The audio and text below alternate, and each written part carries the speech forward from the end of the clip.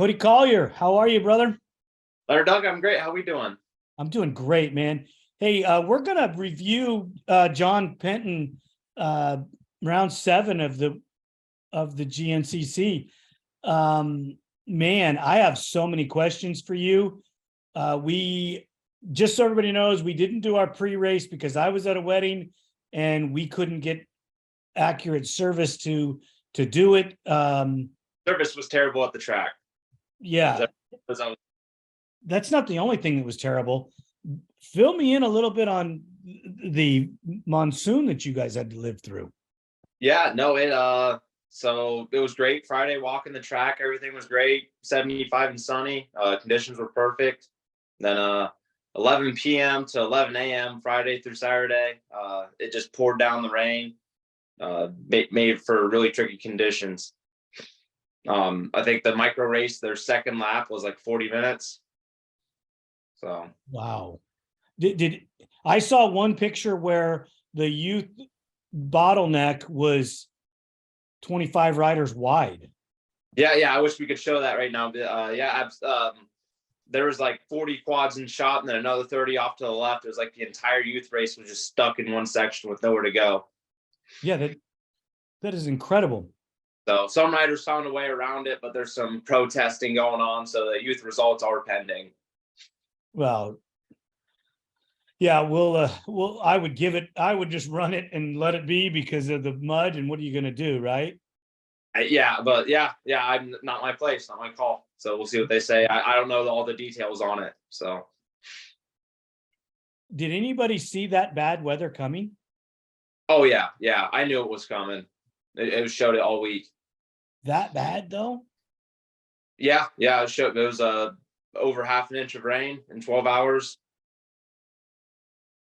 Is that okay? Some places absorb the water and you're not affected as bad. It doesn't look like this place absorbed the water at all. And Penton's got like a clay base, so it's really hard packed in the first place. We've been racing on that track for 30 some years now, so the track is just totally packed in. Was it the same course as last year? They had some new sections and changed it around, and with all the rain, we actually got cut off like 3 miles of our track. They just decided not to send us on, so my race ended up running five laps because of the shortened track. Wow. Well, how bad were the speeds down? Considerably, it was super, but with that clay base, it just polishes and it's super slick and hard fighting for traction for 2 hours. Oh wow. Let's talk a little bit of WXC before we roll into the Pro 4x4. There's been another shakeup in the points lead. The battle between Hannah and Jess seems to be, punch for punch, race for race. Yeah. That's Gncc racing for you. All the conditions are always changing and keeping you on your toes, and it's tough to just always be in first place. So they're fighting for it. I know that you were racing at the time, so seeing their first turn, I haven't even seen a photo, a video, one. They're probably out there, but I haven't been privy to being able to find them.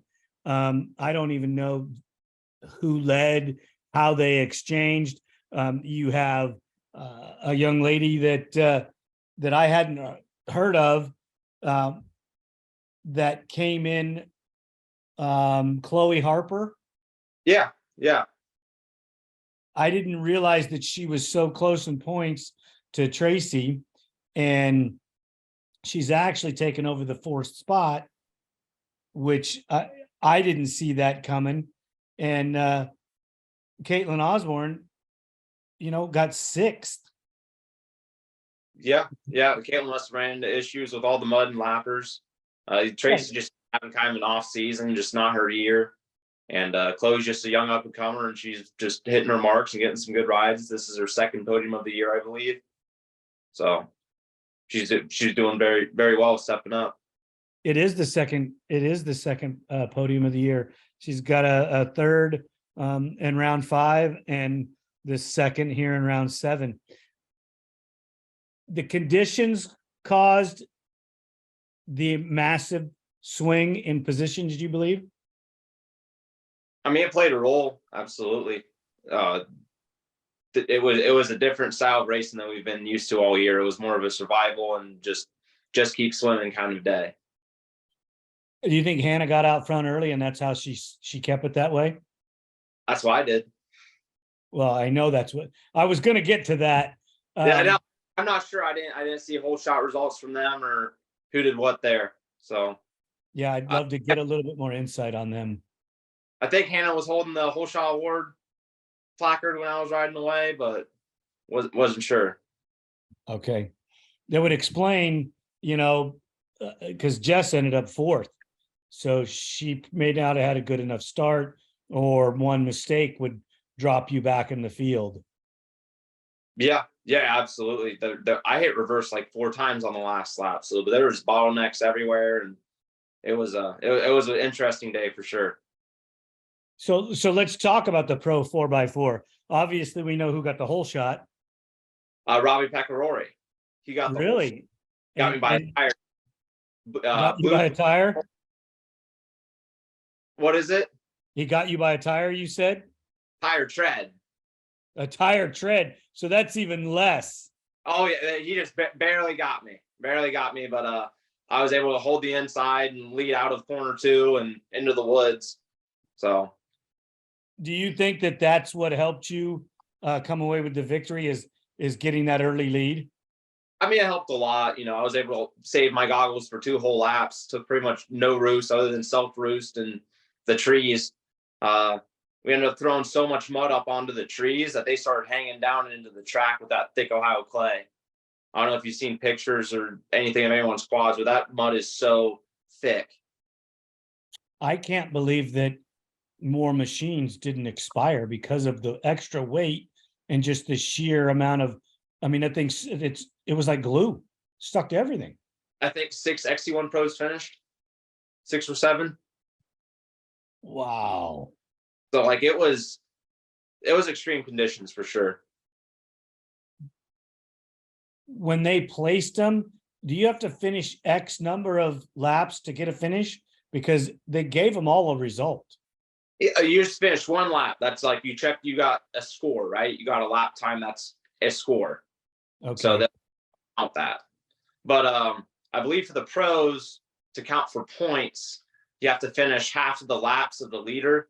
So since they did 5 laps, you would have to finish 3 laps to get points. They must have all gotten, or most of them all got 3 laps. I know I talked to Austin Abney and he got 7th, but he said he broke a mile from the finish. Yeah, he was leading. He was the leader out of everyone that did 4 laps. So okay. He was in 7th when he checked in. No one passed him. He still got 7th place. Oh wow, that's how it works. Okay, that's how it works, man. I know that I don't want to get off track here. Landon Wolfe didn't seem to have a very good day. He got 5th. Having a great day. Blew out. I think he said he was having front brake issues. Blew out his 4-wheel drive, but he was still in 2nd behind me within 30 seconds at the finish. And with 3 and 2 corners to go, there was a tree line that we dipped into. There was 20 quads in there when I got there. So okay. like, I had to like pick your way through this tree line and try to like get through scoring. Oh wow, it was that bad. Yeah, and yeah. So like I'm like I can't like cut through the banner right here, right? I can't do that at the scoring section. I gotta go through here. So it was very sketchy. So Landon ended up getting all crossed up in there running 2nd place and lost like 4 minutes at the finish. Oh, in 2nd place with 3 corners to go. That's a heartbreaker. That is a heartbreaker. Yeah, no, I was talking to him like, dude, like I see you behind me with like 3 miles to go out in the fields. I know that was you. He was like, 2023 happens. He's like, it's just not my year. Just a bad decision, unfortunate situation. Not sure what happened, but 2023 got Landon again. Man, that sucks. Well, that put Gavin, somebody that hasn't been up there, into the third spot, Mm-hmm. which is probably great for him. He was probably ecstatic. Pardon? Gavin Jenkins got 4th place. Who got third then? Hayden Mickelson. I'm sorry. That's right. That's right. No, you're good. Bet that's career best for Gavin Jenkins, 4th in 4x4 Pro and 4th overall. So a local boy, friend of mine. Great ride for him. Well, Hayden's got to be happy too. Hayden led a good bit of the third lap. I led after leading into the woods, and then until I pitted late lap 2, dropped back to 5th. There was a big train of us. So it was me, Robbie Pecorari, Hayden Mickelson, Brandon Frazier, and Landon Wolfe, all just nose to tail. I pitted, they all got around me, I ducked back in. And then it was mayhem for like a lap and a half. I ended up Hayden led for most of that lap, and then there was a bottleneck. I ended up sneaking by the inside up past everyone, and Robbie was trying to pick a way around it, and he dropped back in right in front of me at like the 9-mile marker. And Robbie actually led a little bit at the end of the 3rd lap. And then I was in 2nd, and then he pitted, gave me the lead end of lap 3. And I just kind of pulled a little bit of a gap from there, just a little cushion. And Robbie was in 2nd place for most of the 5th lap and ended up snapping a steering stem. So Robbie Pecorari should have got 2nd place. Don't think he hit anything. It must have been an old stress fracture that let loose. Talk about those a lot on these 4x4s. How affected did you guys get by that amount of mud? I mean, it has to do something to your machine, doesn't it? It was heavy. It was just tricky to get around. It actually helped weigh it down, and it wasn't as top heavy and with the pace.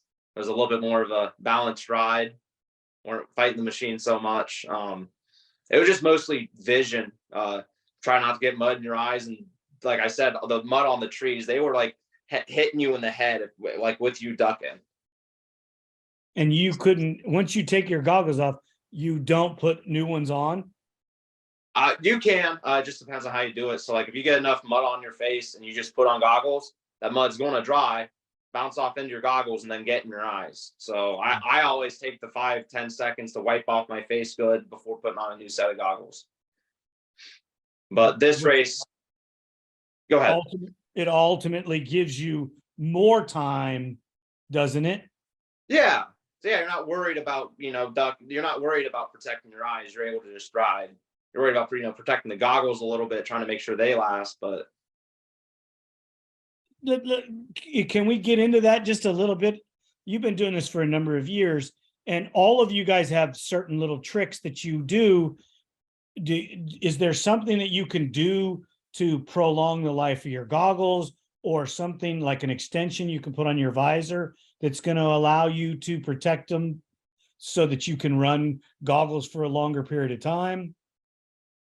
So this one trick I've seen, if you have like an old scrap band laying around, this is like an old Trey Kennard trick at Super Mud races. He would put on 2 sets of goggles, one for the whole shot. He could just throw off and then have another brand new set of goggles. I've actually done that once and it worked fantastic. When I worked with Doug Eichner, he did that more than one time. But yeah, what I'm saying is there something else that you guys have learned over the time to do to prolong the goggle life? So you don't want to take like direct roost, to the goggle and blow it, blow ripples in your film and make it not cinch down right, get out of the mud flap, and then you get water up behind it and all that good stuff. So not taking a face full of roost. And like with the mud being so thick, I was like trying to like half scrape off the mud and then pull, because like when the mud's that thick and you're trying to pull it into the goggle, it's going to like fill up your cartridge quicker, and you'll have less roll off to work with.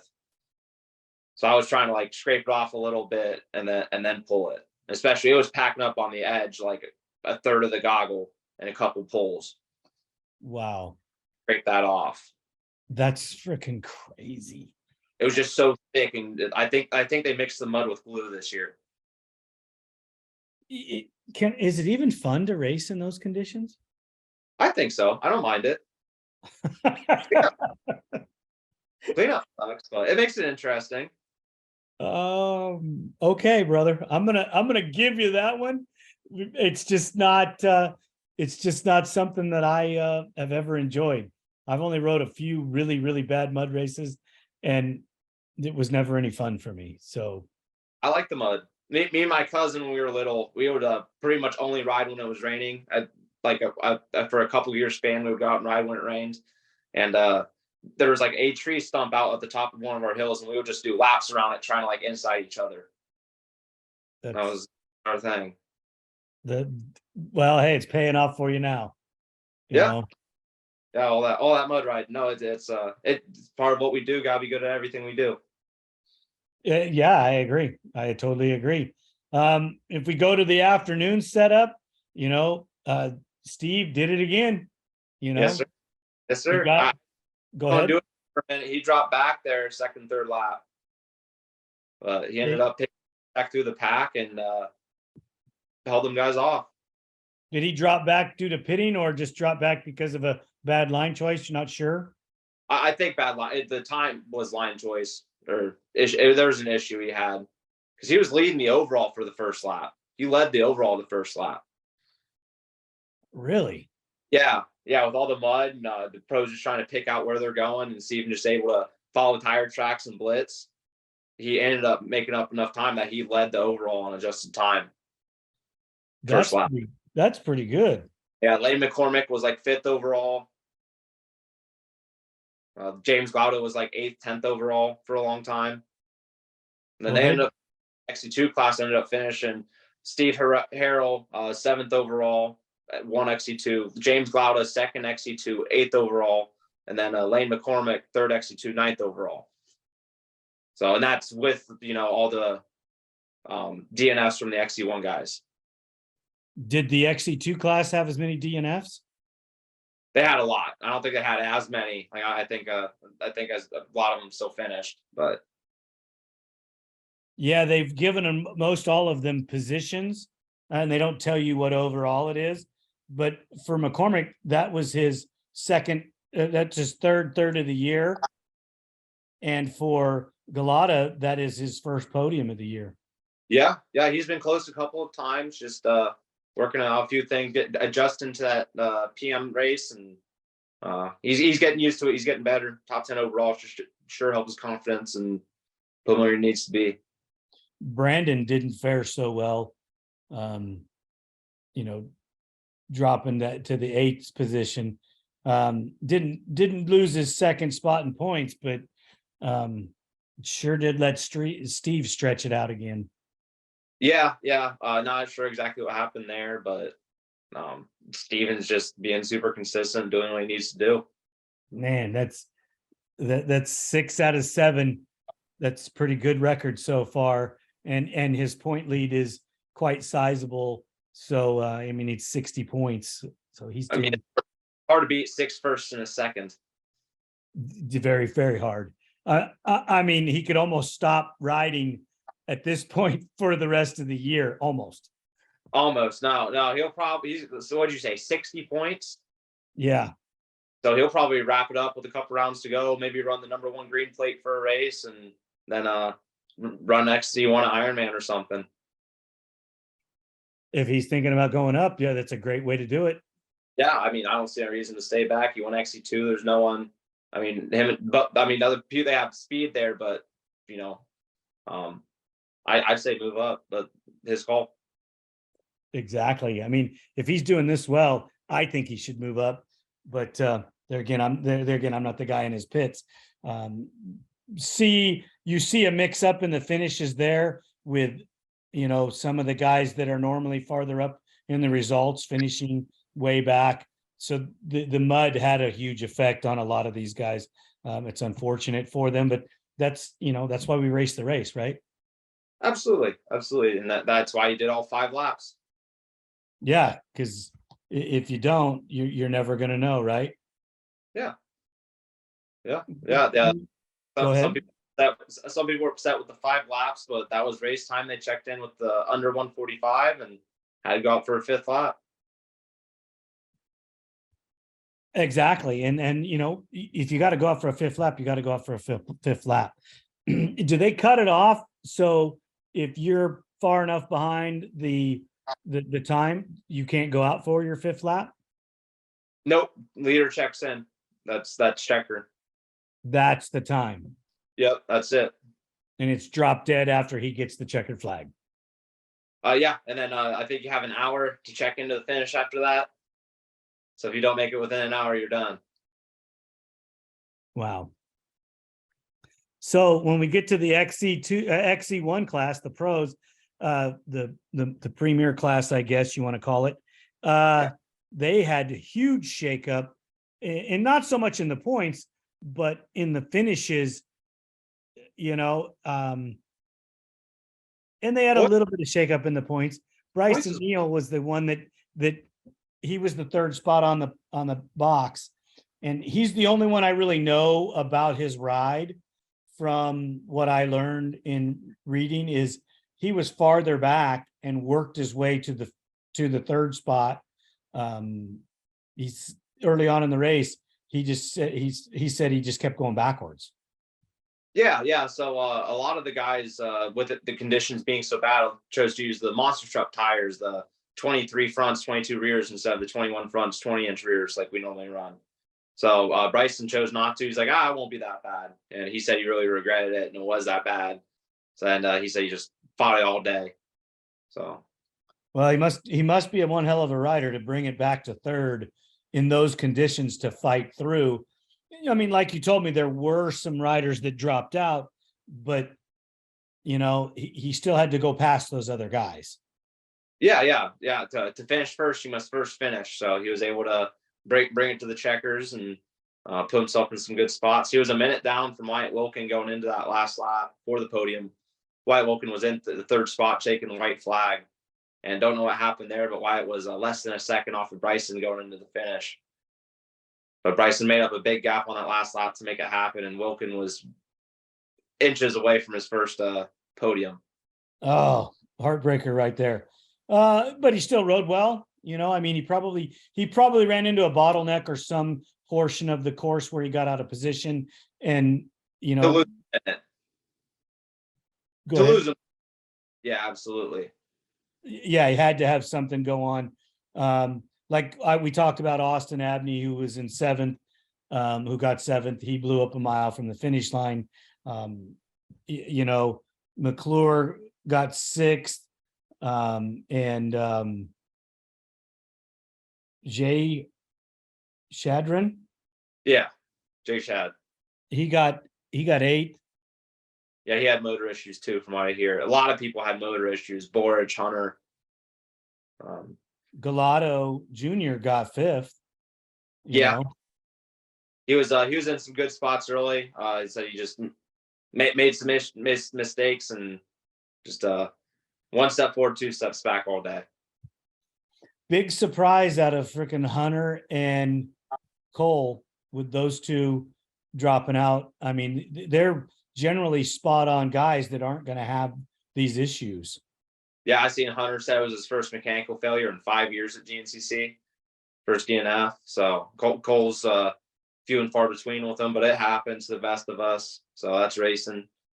But Hunter was those guys are just. Go ahead. Hunter was 12th place on that first lap, and then picked his way all the way up to third place on the third lap, and it looked like he was making a charge to the front and blew a motor. That's a freaking heartbreaker. So yeah, if he got through the third lap, that's why he got a finish. It was 11th, but at least he got a finish. I don't think he finished. I think it was right before the third lap was the last we saw him on the Racer TV. It doesn't say DNF. Yeah, he did 2 laps. So okay, like he was almost checking in, going into the third lap. He was third. Oh, bummer.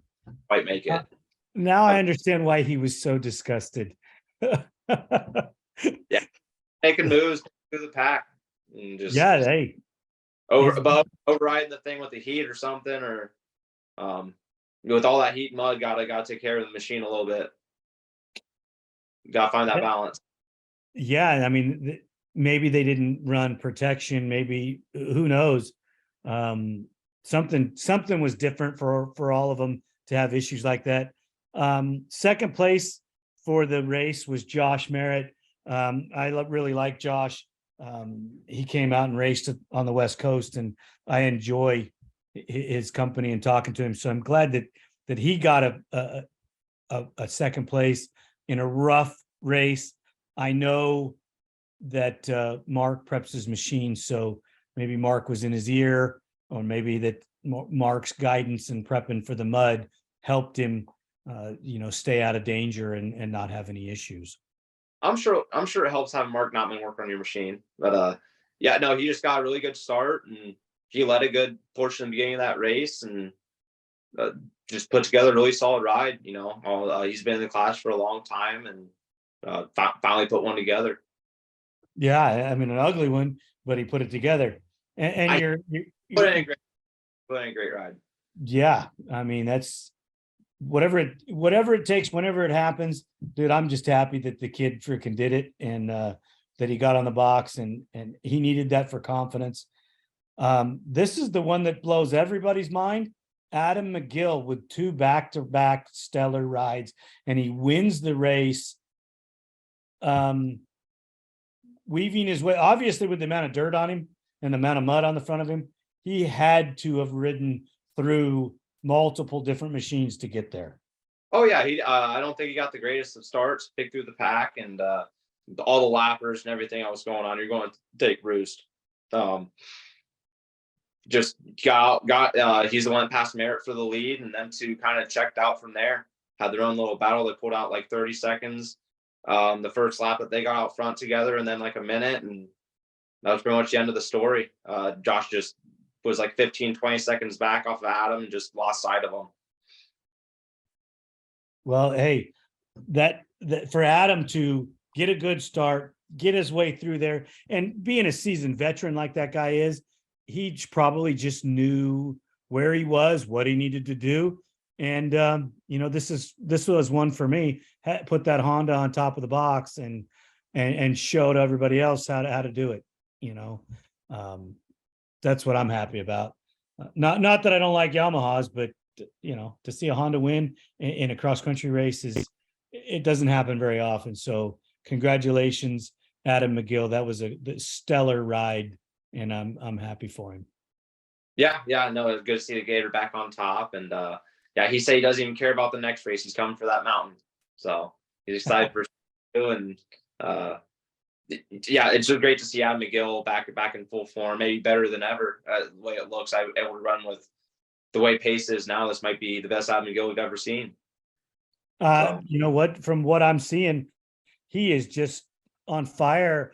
He has to have his training and his package down pat to be where he's at. Yeah. Him and Haley, his wife, are super into their meal prep and everything they got going on to take care of Adam and his Lyme disease and make sure he's 100%, and whatever they're doing is working. They just keep it up, Adam. So where are we going to be in round 8? Round 8 is at the Mason-Dixon. It's the High Point Motocross property across the road. Across the road from where you just were? No, from High Point Motocross. Okay. High Point Motocross facility in Morgantown, West Virginia. So what's this facility like for you guys? And is it one of your more favorites or unfavorites? It's West Virginia, so it's rocky. It's got good dirt. It's just rocky base, and it's one of my favorite tracks on the circuit. I really, really, really enjoy how that track's laid out in that property. Is it fairly woodsy? Yeah, very, very woodsy. The open sections are you're still riding through trees in most of the open sections. Excellent. Do you think that we'll run into just as big a shakeup in the standings and in the finishes, or will it sort itself back out to the general front runners? You never know. After a race like that, where those back markers start getting a taste of the front, they start getting some confidence and start feeling like they belong. So it definitely shakes things up for the next one, even if it is good conditions. So if it's nasty again, who knows? Even if it's good, even if it's good conditions, look for, Josh Merritt's definitely going to be more confident than ever, and all those other guys got good finishes. Well, when you talk about confidence, Adam McGill's probably freaking heading the charge on the confidence realm right there. Yeah, he says he doesn't even care about the next race. He just wants the mountain, but he's going to come swinging next race. So let McGill be battling out front. Yeah, because he's moved up into third in points, and he's really not that far behind Hunter in second. No. After DNF from your second and third in points with Hunter and Cole, not what was it, 11th and 12th out of them. So McGill just capitalizing on that, getting max points, getting the win, and putting his name out front. You could see a more aggressive Bryson Neal in the next round as well. He's still got a comfortable points lead, but there's got to be some frustration, with a couple of the things that have happened this year, that he doesn't have a bigger lead and more wins. One, conditions he couldn't foresee, and two, a rule violation that's questionable at best. So he could come back really, really fired up next round as well. Oh yeah, I think after the first lap, realizing that it wasn't going to be his day with the small tires, he just did what he could, and just that's why he's the champ. Made max points, got a third on the day, and just didn't melt the bike down and got a good finish. Yeah, keeping that bike running is key, and he must have done a really good job with that. I'm sure that almost all of those guys are pulling engines and putting new ones in before the next round. Oh yeah. After that much mud and heat, if you didn't blow it, you're doing the same work anyways. Exactly, because you got to. You almost have to. Your poor mechanic, just like all of the other mechanics, you're almost pulling them down to the bare frame and starting over. Yeah, my 4x4 is pretty tanky. It just takes my mechanic text me, said it took him 4.5 hours to wash my quad today. Jesus. So, yeah, that's just how clay was. It's just like concrete, super thick and heavy. Yeah, and if you let it sit too long, it doesn't ever want to come off as sticky as it was. Yeah. If you don't got a steam Jenny, you're in trouble. Yeah, dude. I don't know how you guys do it. I really don't. I'm not a fan of that, but it's great racing. I don't know if you follow the motorcycles much in the XC1 class. Yeah, I was out there with those guys. 7 winners in 7 races. Yeah, that's crazy. Wow, what an amazing series. Yeah, very, very cool to see all that shake up, and don't get to see that in any kind of sports, really. No, we do a morning show on YouTube. It's live. And one of the things that we covered was the XC1 Pro bikes. And when I was doing my research to see that they had 6 different winners, and right after we finished that show, I got an alert that there was a 7th. And I was just, wow, why couldn't I have gotten that before we did the show? Incredible stuff. I think those guys are going to be chewing fingernails all the way to the end of the series this year. Yeah, it's a toss-up,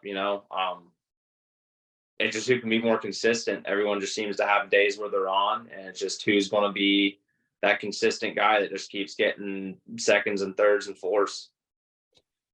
Exactly. I know this is a little bit out of your realm, but you only see 3 manufacturers there. The KTM bunch with their models, and Kawasaki and Yamaha. You don't see any Hondas or any Suzukis. Husqvarna won this weekend. Yeah, that's KTM. Okay.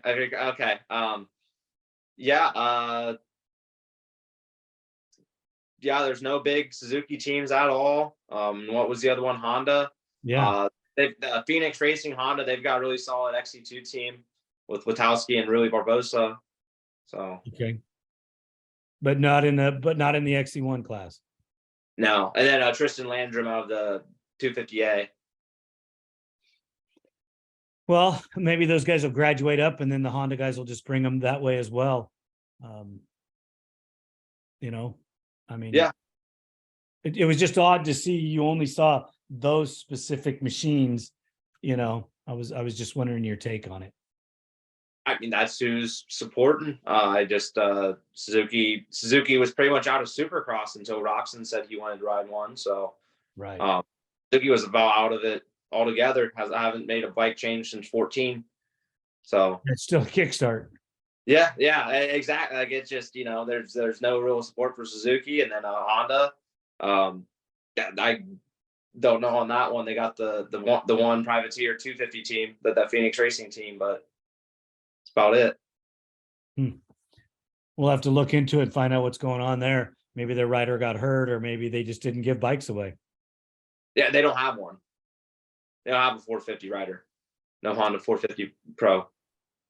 That's probably because they won't give a bike away. Probably not. I guess not. Yeah. And you put all your eggs in one basket, Supercross and outdoor. That means there's nobody else gets any of the fruits. That kind of stuff. Yeah, it's working out for them though. 3 trips in 1 year. Yeah, I mean, and they got two guys in the 450 class in the outdoor, with Jet and Chase that are going to put a hurting on the rest of the field, in my opinion. Yeah, I'm surprised Hunter's not moving up. I haven't heard one way or the other. Have you seen anything specific one way or the other? I haven't, so that's why I thought that you heard 250. So I was just, I thought that was it. I don't know. I haven't heard. I would bet he stays down. Why would you take all your eggs and put him up there, even though they have a couple other guys riding 250s that aren't slow by any means? Hunter's big brother, number one. You would think he would move up first, Right. but I think it's time for both of them. I mean, unless Hunter wants to win the outdoor chip now that Jet's gone, and then move up for Supercross, but don't know. If I was Honda, I would say that's your best plan. Yeah, but you don't want to don't want to take away from someone else's time. It's not their time unless they can win. Yeah. I mean, I don't know. There's also a points deal there. That there's other things that are out of my knowledge level because I don't follow it close enough. But we'll see some cool stuff this year in the motorcycles. So yeah, I actually ran Open B in the PM race at Penton. Oh, nice. How bad was it? It was so gnarly. It was so gnarly. Half the track was knee-deep ruts. So the downhills were just treacherous. Slick Ohio clay with roots and leaves and pine needles. It was gnarly. So how many times did you fall down? Oh, a lot. At least you admit it. That's awesome, brother. I'm not great on two wheels. I went out there to say I did it and to try it. I completed one whole lap. It was fun. It was a really cool experience. I got a lot of work to do on rut riding, but I'd like to try it again sometime. Well, that's outstanding that you went out there. I if somebody was to ask me that question, I would say, well, it'd be easier to tell you the times that I was up. Yeah, I did pretty good. I did decent. I got caught the John Penton section at the John Penton Gncc is a bike only section, and it's gnarly and it's got some nasty downhills and ravines you gotta go through. And I sat in a bottleneck in a ravine for 30 minutes on the first lap. There's nowhere to go, so the pros ended up cutting over the hill or whatever. But I was already down in it. I'm like, oh, I guess I got nowhere to go. What did you just shut your bike off and sit there? Pretty much. Oh wow, that's crazy. So I ended up finding a way above the hill and dropping back down and in. But it is what it is. Sat there for a while and I was looking at it and I'm like, that's really steep to go back down. I had to enduro it where you slide the bike down the hill and you're walking it. I couldn't even ride it down. I got around it. Well, you had a good time, right? It was. I don't know if I'd say that. It was interesting. Tough, but no, it was fun. I'm looking forward to trying that again. Well, excellent. You make sure you prep me for that so that I can ask about it and we can have a conversation because I always love to hear about it. I've done a little bit of two-wheeler riding myself when I'm not laying down. but it's all fun stuff. Yeah, no, it's really cool how all of it kind of goes back and forth in the cross training and how you see the track differently riding each machine, how it carries over. But and then you get to see their motorcycle only section. Could your 4x4 have done it? No, Really? no, you're not getting a quad up and down like how they had the sections marked. No way. Oh, that gnarly, huh? It's just that steep and single track, and like with the sharp embankments and stuff, you're just riding on the edge. Like it's pretty gnarly section. Wow. Yeah, that's so cool. We'll have to talk about that more at a later time when we have more time to get into how treacherous those motorcycle section onlys are. Yeah. No, most of the time it's just too tight, but that section is just a little. It's tight and treacherous. Wow. At least you're in one piece and you had a good time. I headbutted a tree. It came down a hill too quick. So it was in your way, right? You could say that. Well, I mean, it didn't move. Maybe you should have headbutted just a little harder. No, I was all the harder. I wanted to headbutt that tree. Oh, man. Did you not read the book that said you can't headbutt trees because they're not going to move? Yeah, I tried to hug it, but I just couldn't get my arms out quick enough. That's too funny, brother. You're killing me. You're killing me, buddy. Hey, thank you again for such an amazing race recap. I really appreciate it, Cody. As always, I appreciate what you do out there, and thank you so much for bringing us these race reports. Yeah, no, thanks for having me, Leonard. Happy to do them, and looking forward to the next one. Mason-Dixon, round 8 in 2 weeks.